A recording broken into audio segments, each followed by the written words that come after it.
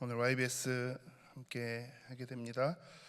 누가복음 1장 1절부터 4절까지 말씀 우리 함께 보시겠습니다. 누가복음 1장 1절에서 4절까지의 말씀, 제가 봉독합니다. 우리 중에 이루어진 사실에 대하여 처음부터 목격자와 말씀의 일꾼된 자들이 전하여 준 그대로 내력을 저술하려고 붓을 든 사람이 많은지라. 그 모든 일을 근원부터 자세히 미루어 살핀 나도 데오빌로 각하에게 차례대로 써보내는 것이 좋은 줄 알았노니 이는 각하가 알고 있는 바를 더 확실하게 하려 함이로라. 아멘. 담임 목사님, 우리 미국 또 캐나다 집회훈련들도 함께 참석하기 위해서 출타하시고, 제가 오늘 그리고 다음 주 2주간 YBS 조금 이렇게 함께 섬기게 됩니다.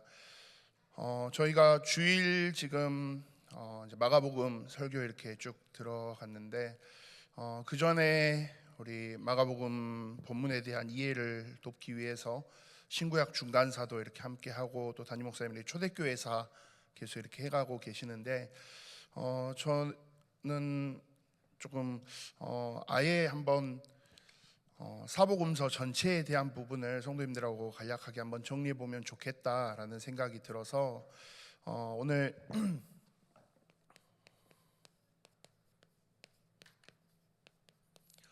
사복음서에 대한 조금 전체적인 부분들을 한 2주간에 걸쳐서 나눠보려고 해요.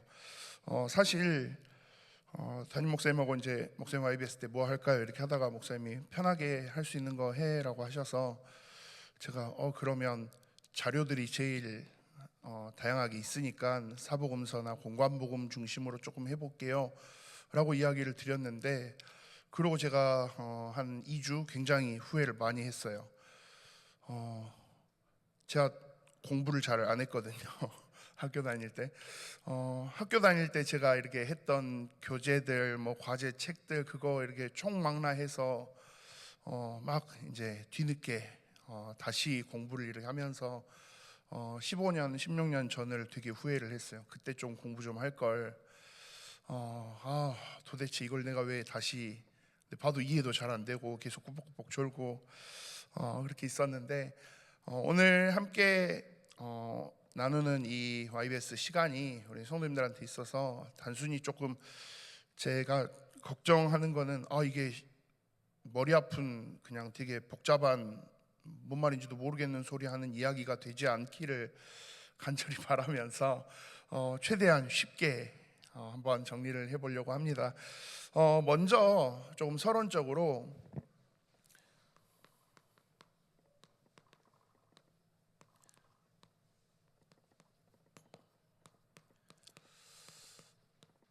성경에 대한 관점을 먼저 조금 말씀드려 보려고 해요.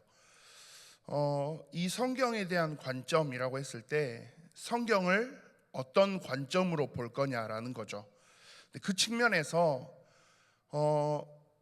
종교개혁이 일어나고 루터를 중심으로 해서 천주교회, 로마 카톨릭의 모든 것들이 다 흔들릴 만큼 어마어마한 역사들이 일어나는데, 그 루터를 통해서 시작된 종교개혁의 불길이 어마어마하게 퍼져나가는데, 그 종교개혁의 불길을 누구보다도 확실하게 굳건하게 딱 힘있게 만든 사람은 칼빈이었어요.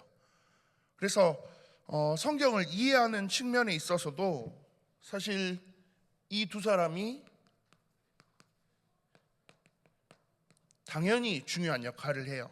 근데 공통적으로는 당연히 성경을, 그리고 그 속에서 말씀하고 있는, 증거되고 있는 예수 그리스도의 복음을, 그 예수 그리스도를 믿음으로 인해서 구원함을 얻고 하나님이 칭하시는 의로움을 얻게 됨을, 그 부분은 분명히 공통되는 영역인데, 루터와 칼빈 두 사람의 그 성경을 바라보는 관점에 있어서 명확하게 갈리는 차이가 하나가 발생을 해요.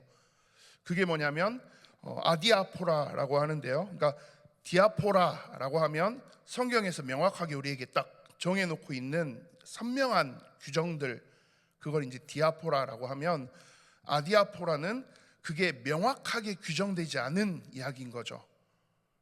근데 이 디아포라에 대한 부분이야 뭐 성경대로 가는 거니까요. 루터든 칼빈이든 동일하게 가는데, 성경에서 구체적으로 명확하게 딱 명시되지 않은 부분들, 애매한 것들을 우리가 어떻게 해야 될까라는 입장에서 루터와 칼빈이 조금 차이가 벌어져요. 근데 제일 단순한 건 이제 그 성상이라고 하는데, 이제 천주교 카톨릭에서 하고 있는 막 우상처럼 막 이렇게 성인들의 것들을 만들어 놓는 이제 그런 부분에 있어서 조금의 차이가 발생을 해요. 루터가 분명히 종교 개혁을 시작했다라는 부분에서는 굉장히 큰 잘한 일을 한 사람이기도 하지만, 막상 그 루터의 그 95개조 반박문들 내용을 보면 조금 당황스러운 경우들이 있어요. 생각보다 루터가 막 오직 믿음으로 해서 다 이렇게 천주교에 대한 모든 걸 다 때려 부수고 지려 밟고 종교개혁을 시작한 것처럼 우리가 이미지를 생각하는데, 막상 그 95개 반박문 다 보다 보면 싶은 순간들이 조금씩 있어요. 생각보다 로마 카톨릭이 가지고 있는 많은 요소들을 꽤 부드럽게 인정하는 듯한 뉘앙스가 굉장히 많이 있거든요. 근데 그게 루터가 가지고 있는 하나의 어떻게 보면 약점이다라고 이야기하는 사람들도 있지만, 저는 이제 한편으로는 그렇게라도 일단 그 시작점을 만들어낸 것만으로도 루터는 충분히 쓰임 받은, 그리고 참 대단한 일을 한 사람인 건 맞아요. 그런데 그게 계속 이어지다 보니까 루터는 디아포라에 대한, 그러니까 성경에서 명확하게 하지 마라고 한 거, 성경에서 금지한 것만 안 하면 되는 거 아니냐라는 입장이에요.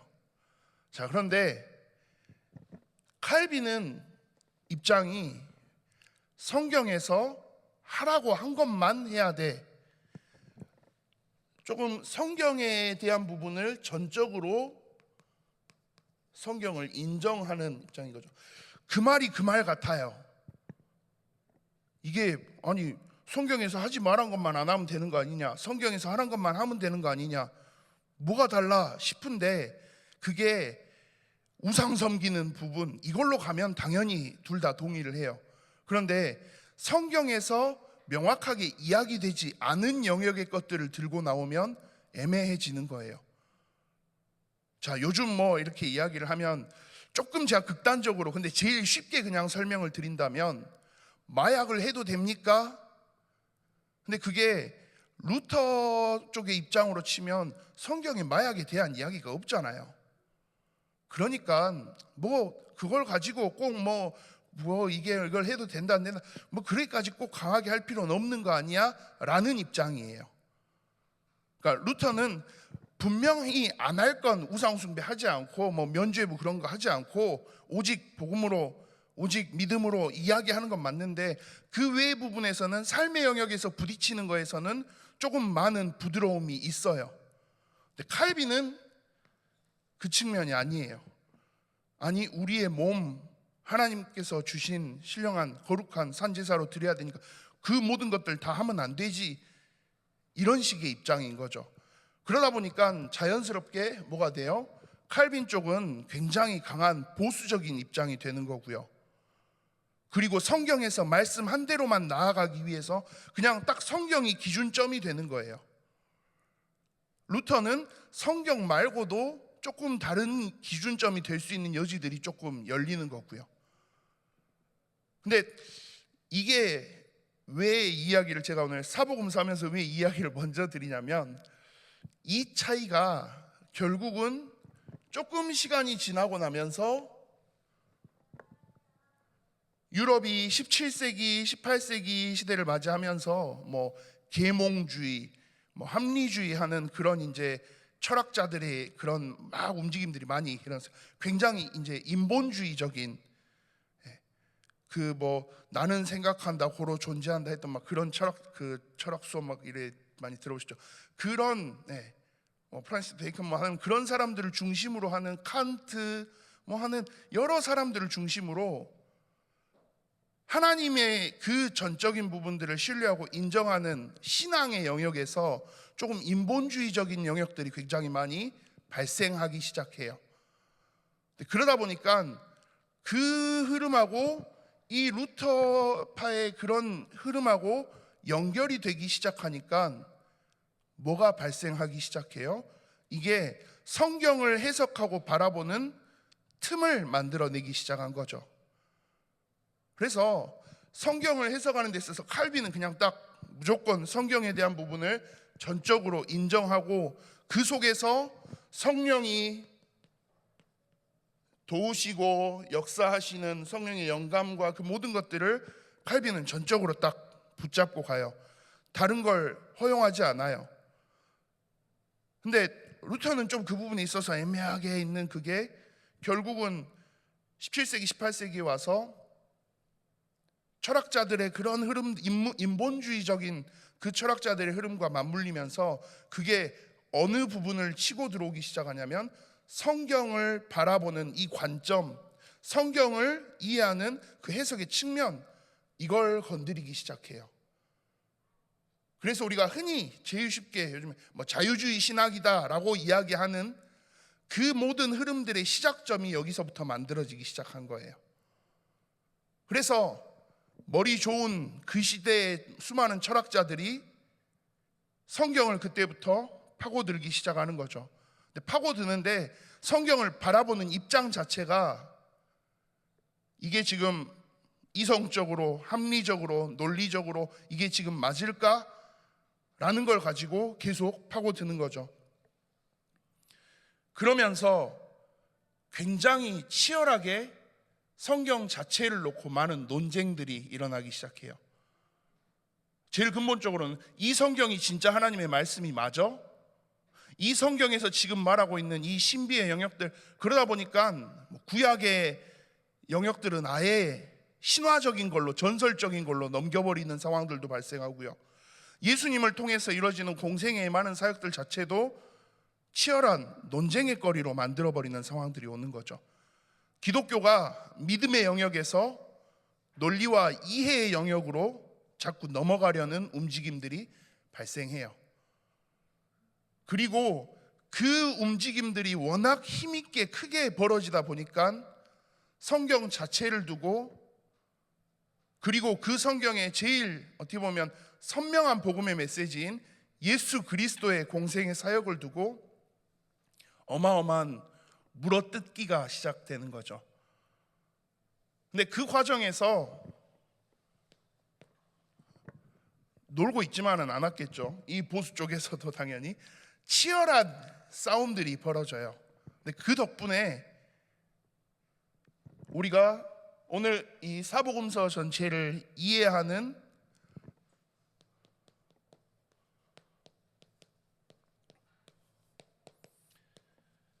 굉장히 중요한 학문적인 그래도 많은 토대들이 만들어지게 돼요.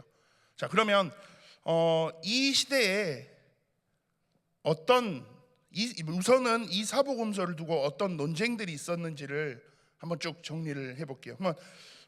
그걸 위해서 제일 중요한 건 사복음서가 기본적으로 어떤 흐름으로 어떤 틀로 정리되어 있는지를 이해하는 게 제일 좋겠죠.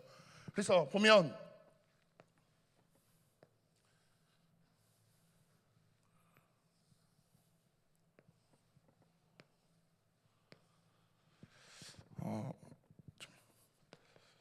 마태복음과 마가복음, 누가복음, 요한복음 이렇게 있어요. 자, 그런데 이 사복음서를 이야기할 때 마태복음, 마가복음, 누가복음 이 세 성경은 보면 굉장히 공통되는 부분의 이야기들이 많아요.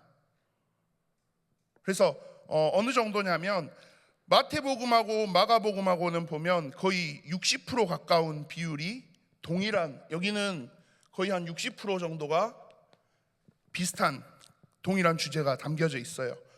마가복음과 누가복음 사이에는 거의 한 40% 정도가 동일한 내용이 있어요. 그리고 마가복음과 누가복음 사이에서도 이렇게도 거의 한 40% 정도가 동일한 내용들이 있어요. 그러다 보니까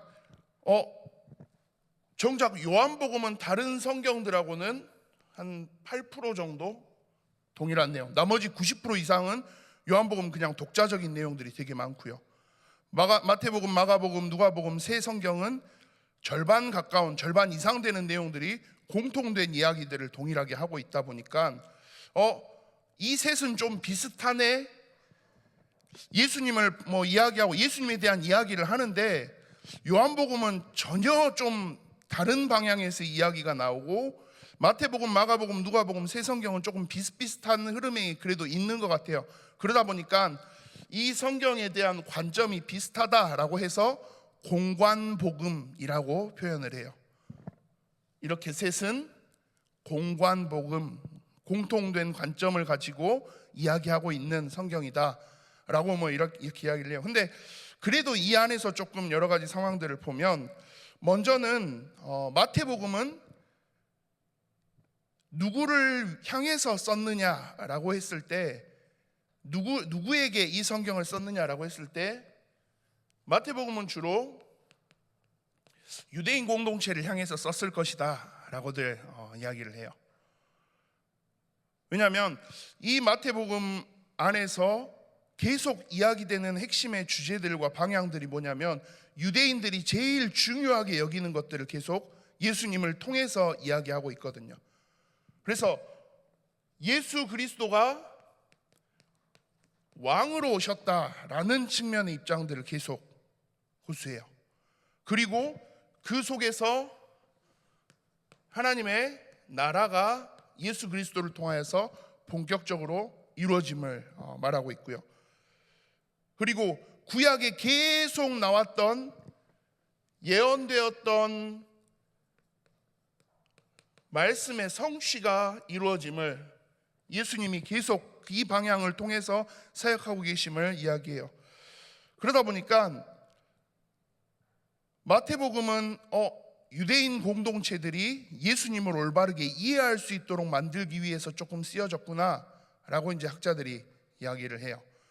초대교회 교부들이나 사도들을 통해서도 이야기되는 건, 예배를 위해서 쓰이는 하나의 교리집 같은, 설교문 같은 그런 역할로도 마태복음이 쓰여졌다라고까지 이야기를 할 만큼, 그래서 마태복음은 조금 유대인들을 향한 예수 그리스도의 복음을 선포하는 입장.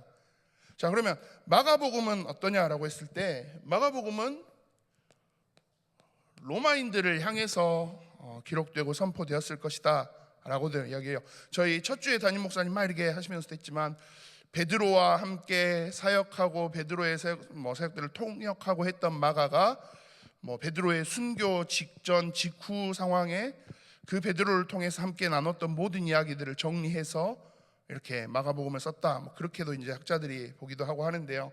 결국은 이 속에서 마가복음을 통해서 이야기하고 싶은 건, 예수 그리스도가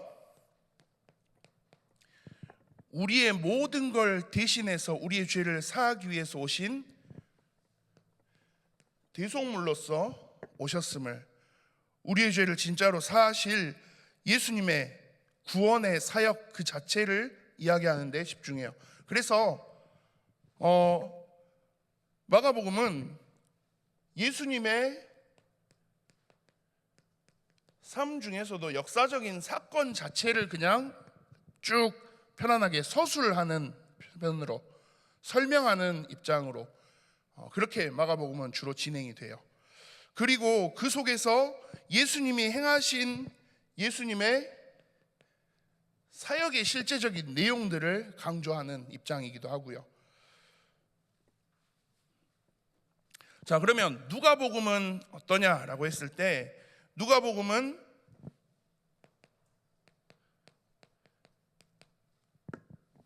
이스라엘과 로마 중간에 있는 모든 지역에 퍼져 있는 그 시대의 문화적인 모든 주도권을 쥐고 있는 헬라인들을 대상으로 했다라고 이야기를 해요. 더군다나 누가복음은 사실 수신자가 정확하게 딱 이름이 나와 있어요. 오늘 저희가 읽었는데 데오빌로 각하라고 이야기를 해요.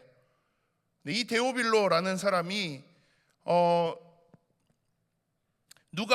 누가를 통해서 예수님을 알고 예수 그리스도를 알고 예수 그리스도의 사역의 모든 이야기들을 듣게 되는 그 과정에서 전해진 두 개의 편지가 누가복음과 사도행전이에요.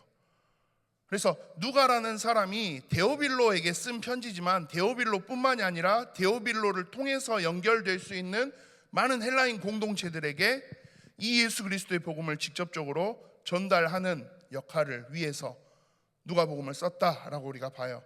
그래서 근데 이 누가복음은 데오빌로라는 개인의 수신자가 딱 명확하게 있잖아요. 그러다 보니까 아무래도 이 개인이 이 사람에게 임한 하나님의 은혜, 이 사람이 알고 있는 예수 그리스도가 이해될 수 있도록 하기 위해서 단순히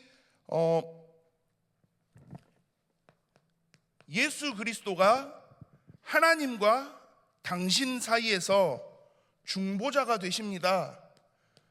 예수 그리스도의 중보자 되심에 대한 사역에 조금 많이 집중을 해요, 방향을. 그리고 예수님이 하신 사역들을 이야기하는데 예수님이 하신, 굳이 좀 구분을 한다면 예수님이 하신 사역 자체보다는 예수 그리스도를 만난 개인이 어떻게 변화되는지, 이 개인에게 예수님이 어떻게 말씀하셨는지, 개개인에 대한 이야기들이 비교적 자세하고 굉장히 다양하게 이야기가 나와요. 그러다 보니까 다른 성경들보다는 조금 더 특별한 이야기들이 많기도 한데 그 이야기들이 대부분 뭐 나사로도 그렇고 나다나엘도 그렇고 사람들에 대한 이야기와 그 보면 뭐 세례 요한의 출생에 대한 부분도 그렇고 누가복음은 굉장히 개개인들에게 일어나는 상황 자체에 많이 집중을 해요. 그게 그럴 수밖에 없는 게 수신자가 애초에 딱 데오빌로라는 한 사람을 일단 목표로 하기 때문에 그 사람도 예수님이 이 사람을 만나서 이렇게 해주신 것처럼, 예수님이 이 사람을 만나서 이렇게 해주신 것처럼 나도 예수 그리스도를 통해서 라는 그런 목적을 가지고 있지 않았을까라고 이야기하는 경우들도 많이 있어요. 그리고 그 속에서 그러다 보니까 개인과 예수님 사이에서 일어난 사건 자체에 조금 집중해서 이야기하는 경향들이 많이 드러나요. 그리고 요한복음은 아예 조금 제가 다르다고 말씀을 드렸죠. 요한복음은 사실 누구를 향해서 썼을까, 수신자가 누굴까라고 했을 때 그게 뭐 명확하지 않아요. 특별히 어떤 대상을 향해서 썼다라기보다는 그냥 요한복음은 예수 그리스도를 알 수 있는 그냥 모든 사람에게 쓴 그런 예수님의 이야기이기도 해요. 그래서 뭐 세계적인, 어떻게 보면 가장 전도 방향적인 그런 복음서이기도 한데 그러다 보니까 좀 스타일이 다를 수밖에 없기도 하겠죠. 그래서 요한복음은 철저하게 예수 그리스도께서 증거하고 계시는 그 복음의 메시지 자체에 집중하고 있어요. 그래서 다른 이 마태, 마가, 누가복음, 공관복음들은 예수님이 공생애를 하시면서 있었던 일들, 사건들 뭐 이런저런 많은 것들을 이야기하는데 거기에 굉장히 많은 비중이 있고 한 60% 정도가 있고 그 이후에 예수님의 고난당하심과 십자가 부활 그 이야기들이 이렇게 있는데 요한복음은 사실 그 예수님이 십자가 달리시기 전 마지막 집중된 한 2주 3주의 이야기가 거의 절반 이상을 차지해요. 3분의 2 가까이를 차지할 만큼, 그러니까 예수님이 하셨던 이야기들, 말씀들 그 모든 것들에 굉장히 많이 집중하는, 그래서 어떻게 보면 예수님의 설교문 같은 그런 느낌을 많이 성격을 띠고 있어요. 그래서 예수 그리스도께서 우리에게 선포하신 복음 자체에 집중하는 그런 스타일인 거죠. 그래서 이 속에서 예수 그리스도가 어떤 분이신지, 예수 그리스도의 신성에 굉장히 많이 집중을 해요. 그래서 예수 그리스도가 바로 하나님의 아들이심을 보면, 그래서 마가복음은 처음 시작할 때 우리 지금 본문 읽으셨지만 사실 마가복음은 보면 예수님 탄생 시절에 대한 이야기가 아예 없잖아요. 그렇죠? 그냥 바로 갑자기 뭐 세례 요한 이야기 나오고 세례 받으시고 바로 그냥 공생의 사역으로부터 마가복음은 이야기가 시작이 돼요. 왜냐하면 그냥 예수님이 하셨던 공생의 사역을 시작하셨던 그 사건 자체에 집중을 하다 보니까 예수님 탄생에 대한 그 시절의 이야기를 조금 마가복음은 건너뛴 모습들이 있어요. 근데 마태복음이나 누가복음은 그게 굉장히 자세하게 설명이 돼 있죠. 마태복음은 예수님의 그 계보로부터 시작해서 이렇게 쭉 하고, 누가복음은 예수님의 그것뿐만이 아니라 막 세례 요한 이야기부터 해서 예수님의 어린 시절 이야기까지 굉장히 자세하게 다양하게. 근데 요한복음은 어떻게 시작해요? 요한복음 1장 1절부터 18절까지의 내용들을 보면 요한복음에서 말하고 있는 건 뭐예요? 태초에 말씀이 계시고 그 말씀이 곧 빛이시고 그 빛이 우리에게 오셔서 영접하는 자, 곧 그 이름을 믿는 자들에게 하나님의 자녀가 되는 권세를 주셨고, 그러니까 예수님이 가지고 있는, 그냥 예수님이 그냥 대단한 사람 중에 하나가 아니라 태초부터 있었던 함께 하셨던 성삼위 하나님으로서의 신성을 정확하게 딱 증거하는 걸로 요한복음은 시작을 해요. 그래서 예수 그리스도가 진짜 하나님이시고 하나님의 아들이시고 하나님과 한 분이심을 딱 집중해서 이야기하고 있는 게 요한복음의 방향이기도 해요. 그래서 요한복음은 그런 측면에서 이제 뭐 이걸 뭐 꼭 교리라고 말하기는 뭐하겠지만 예수님이 주신 어떤 설교 말씀 자체에 대해서 이야기를 하는 거죠. 자, 그리고 그런 흐름 속에서 이 성경들의 기록된 시기 그리고 여러 가지 이제 방식들을 두고 신학자들 사이에서 이제 많은 이야기들이 나오기 시작해요.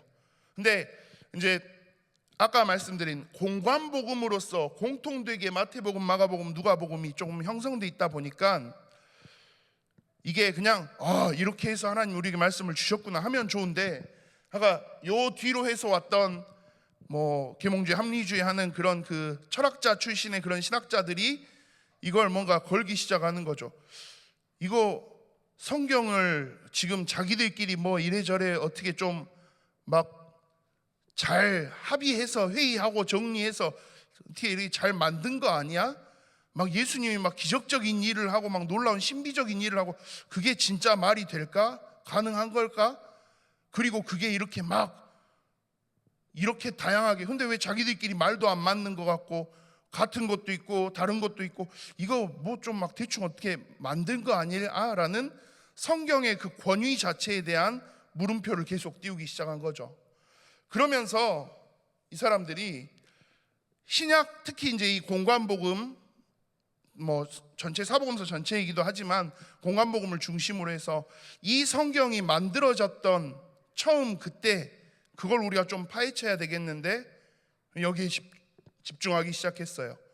그러면 이 이제 학자들이 알아봤을 때, 교회사를 돌아보고 했을 때 이 성경이 그러면 어떻게 써졌을까?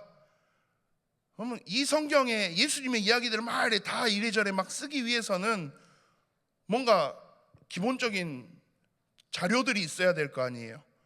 그 자료를 쭉 분석해 보기 시작하니까 제일 단순한 건 뭐예요? 이스라엘 백성들이, 유대인들이 제일 잘하는 거, 구약 모세오경 시절부터 계속되는 거, 암송하고 전달하고 외우게 하고 그래 하는 거, 구전되는 거죠. 전승이라고도 하는데요. 일단 예수님에 대한 이야기를 겪었고 들었고 함께했던 제자들, 뭐 사도들, 아니면 뭐 기적을 봤던 사람들 입에서 입을 통해서 예수님에 대한 이야기들이 계속 전달됐겠죠. 그리고 그 전달이 되고 있다 보면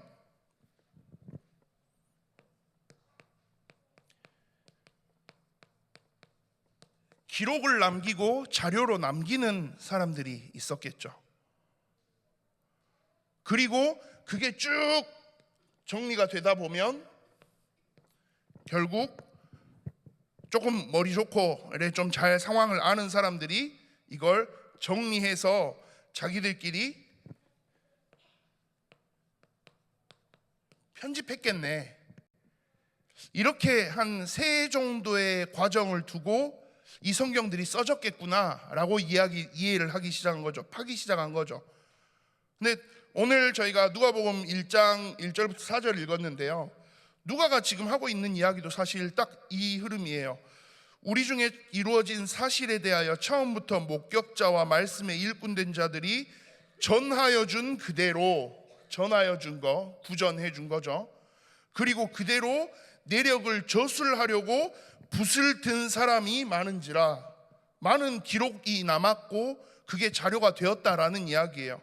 그리고 그 모든 일을 근원부터 자세히 미루어 살핀 나도, 누가 본인도 데오빌로 각하에게 차례대로 써보내는 것이 좋은 줄 알았노니 이 모든 것들을 나도 차례대로 내가 정리해서 써봐야 되겠는데, 이렇게 누가도 이야기를 하고 있으니까 이 공관복음에 대한 부분을 이 관점에서 한번 우리가 정확하게 한번 파고들고 논리적으로 증명시켜보자 라는 움직임이 어마어마하게 일어나기 시작한 거죠.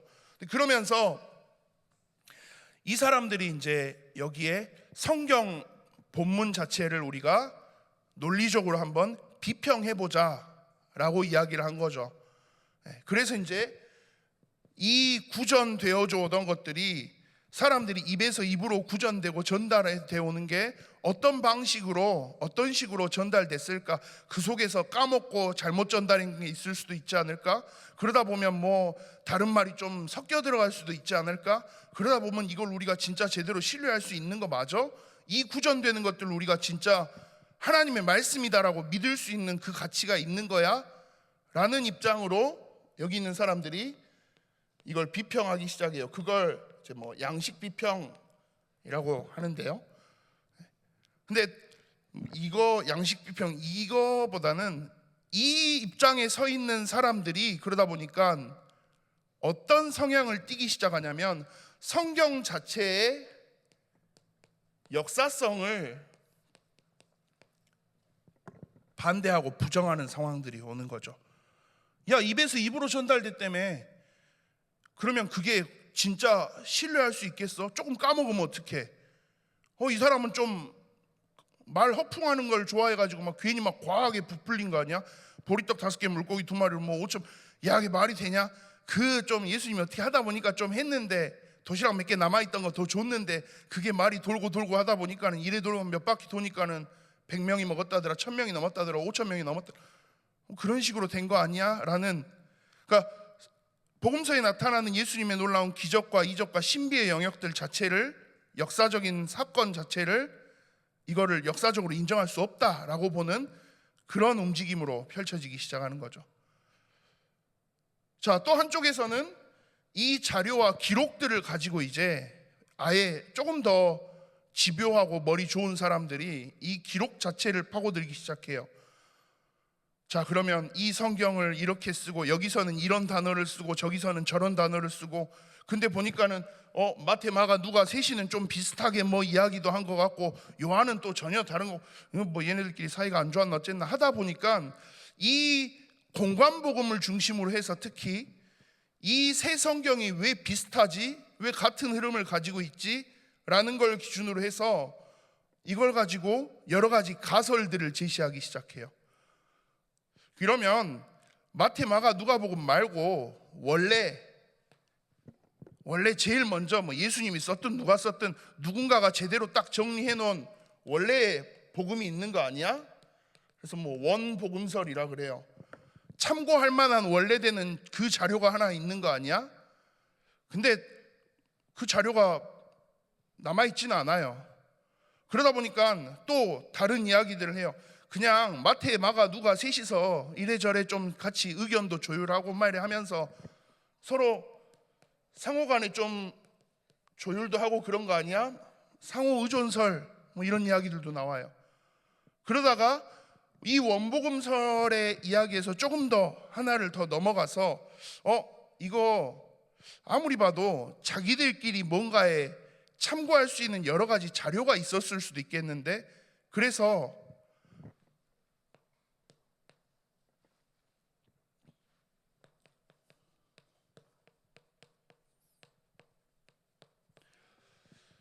두 자료가 있었다라고 이야기하는 두 자료설, 뭐 4개의 자료가 있었다라고 이야기하는 4자료설, 이런 여러 가지 이야기들이 나와요. 그러면 두 자료는 뭐냐라고 했을 때 아무리 봐도 마가복음이 제일 마태복음, 누가복음 셋 중에서 제일 공통된 영역들을 많이 가지고 있어요. 그리고 마가복음이 아무래도 제일 그냥 단순하게 그리고 굉장히 심플하게 딱딱딱딱 그냥 이야기를 쭉 서술해 갔어요. 그러다 보니까 마가복음을 제일 먼저 했겠는데, 그리고 그 마가복음을 기준으로 해서 거기다가 이런저런 살을 좀 붙였겠는데, 근데 보니까 마가복음에는 없는데 마태복음과 누가복음에는 있는 내용들이 한 40% 정도가 돼요. 야, 그러면 마가복음 말고 마태하고 누가가 참고한 또 다른 자료가 하나가 있겠네.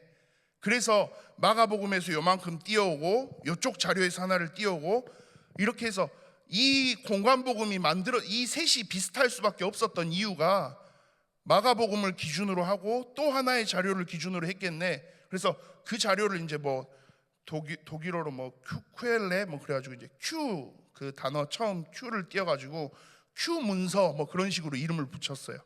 그래서 자, 마가복음하고 큐 문서를 기준으로 해서 마태복음, 누가복음을 쓴 거네. 이게 이제 두 자료설이에요. 근데 여기에서 조금 더 가다 보니까, 야, 그러면 자료를 참고해서 똑같이 썼으면 내용이 똑같아야 되는데 또 지들끼리 다른 것도 있잖아. 그럼 이건 뭐야?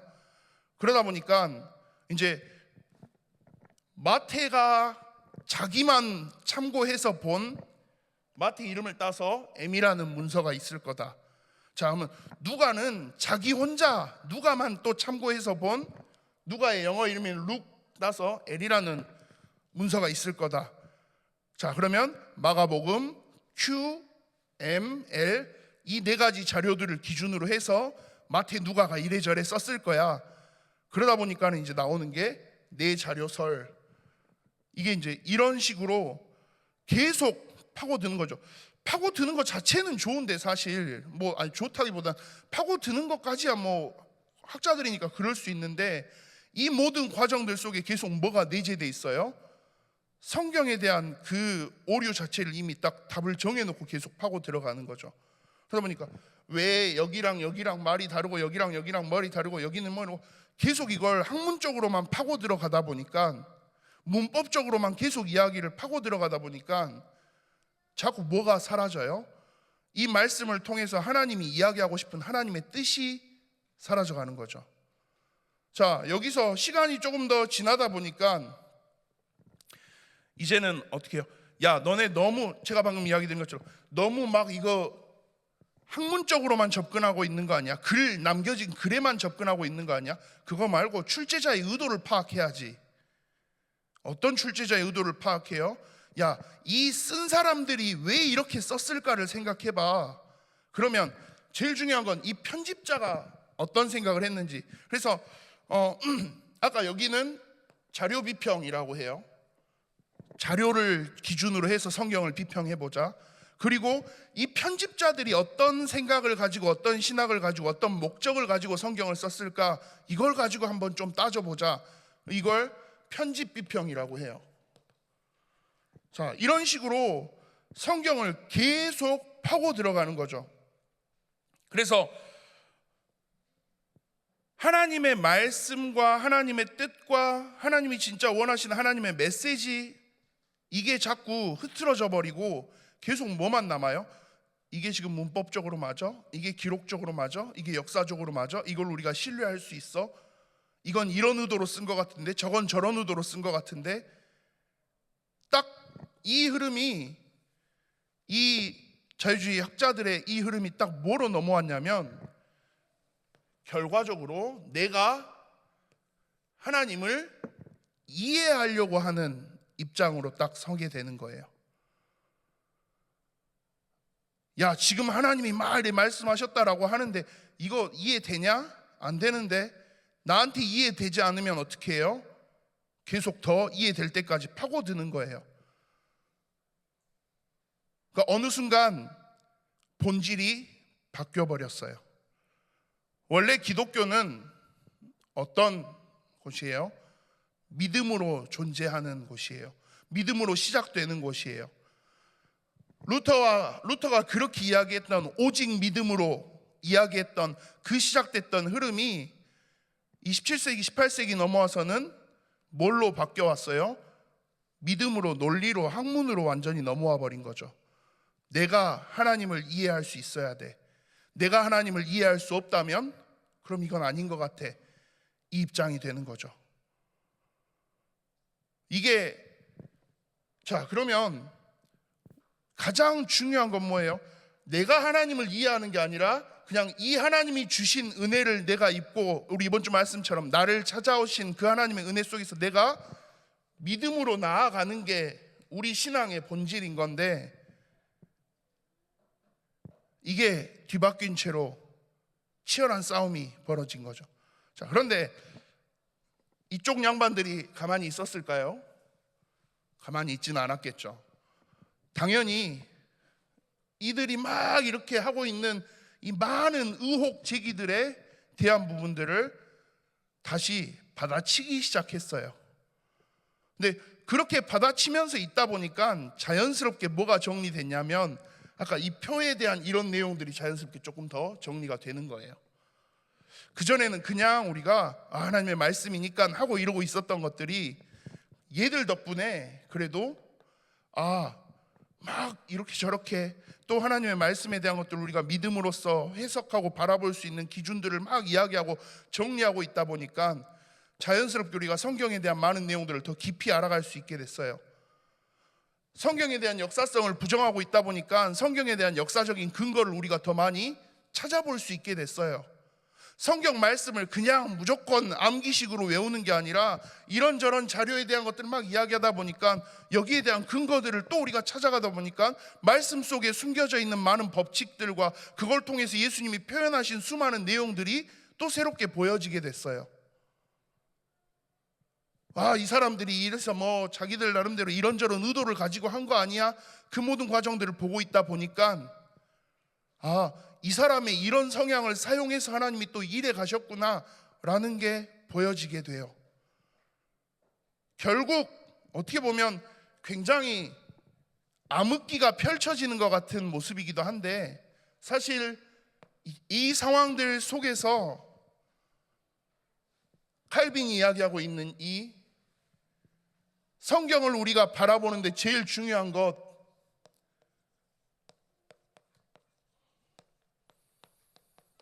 성령의 영감이라는 단어가 온전히 선명해지기 시작하는 거죠. 이게 논리적으로 맞아? 이해가 돼? 이게 우리가 이해할 수 있는 영역이야? 아니 어떻게 자기들끼리 뭐 협의도 안 하고 정리도 안 하고 그러고 했는데 비슷한 이런 흐름들이 나온다고? 아니면 또 전혀 뭐 다른 이야기 하는 것 같은데 그래도 결국은 또 한다고? 왜 자기들끼리 막 여러 가지 의혹들을 막 하고 있는데, 사실 그 모든 이야기는 이 한 단어에 다 없어질 수 있어요. 그게 논리적으로 맞아? 그게 말이 되는 거야? 라고 하지만 반대로 그렇게 여러 사람이 각자의 경험과 각자의 본관과 각자의 철학과 모든 것들을 다 가지고 제각각으로 예수님을 이야기한 것 같지만 그 모든 다양한 모습들이 그대로 펼쳐져서 뭐가 됐어요? 하나님을 아는 정확한 답이 됐어요.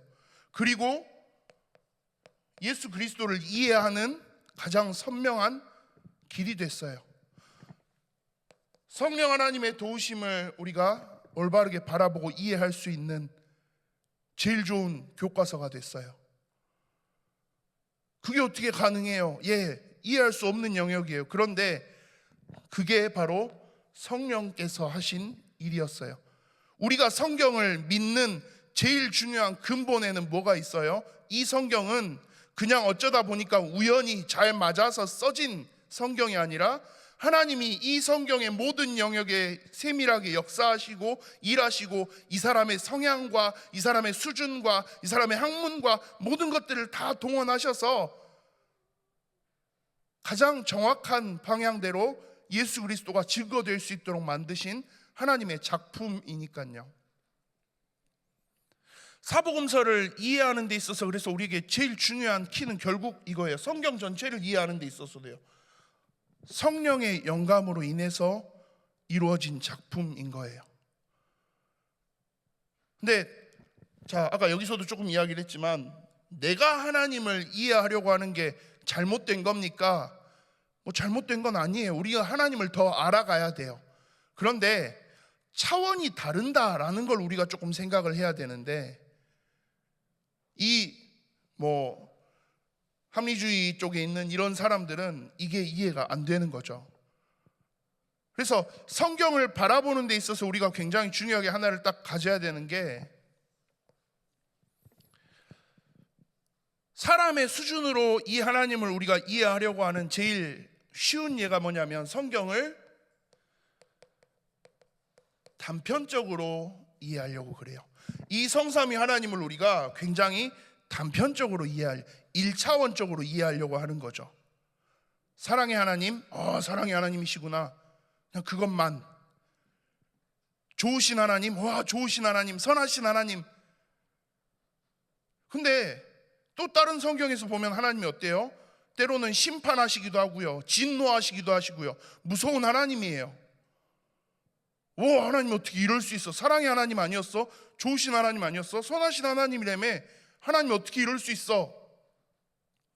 근데 그게 딱 뭐예요? 하나님을 그냥 우리 수준에서 되게 단편적으로 이해하는 거죠. 근데 사실 차원이 다른 분이기 때문에, 하나님은 어떤 분이에요? 하나님을 우리가 입체적으로 이해할 수 있어야 돼요.